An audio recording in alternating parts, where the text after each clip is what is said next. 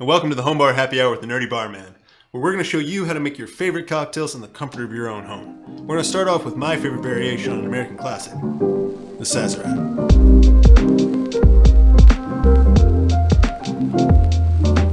I like this recipe because it's a nice boozy drink to come home to at the end of the day that's not much fuss aside from a couple bottles that you might not think that you'll use, but trust me, if you stick with this channel long enough, we'll show you a multitude of uses for almost anything we'd have you buy.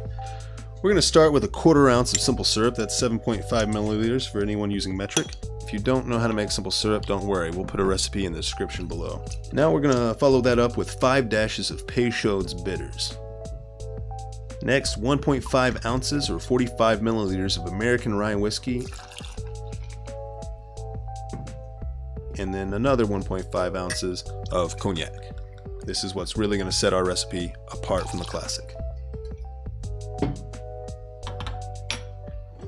Now we're going to go ahead and give this a stir. If you don't have a mixing glass, don't worry about it. You just need something that's good enough to mix a cocktail.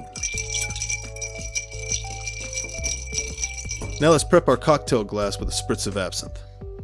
I know you've heard things about absinthe before, but trust me, it's pretty much all made up. We'll cover the history in a later episode, but back to the Sazerac. Now, if you cannot find absinthe or still want to use something else, you can use absinthe. That was actually the spirit of choice during the time that absinthe was hard to find in the States. Next, we're going to strain our cocktail into our glass.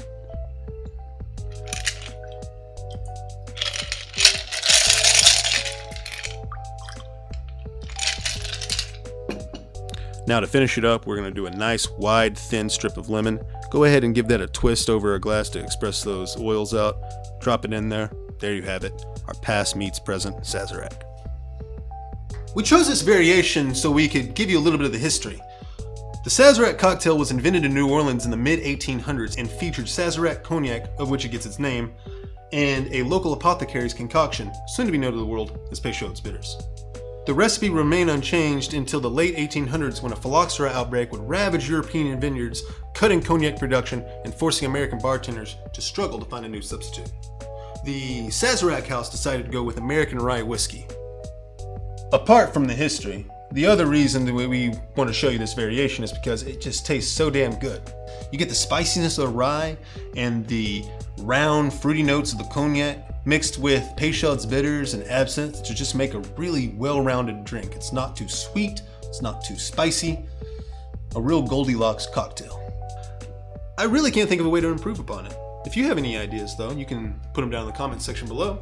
Also, don't forget to like, subscribe, and ring that notification bell so you can stay up to date with our latest projects.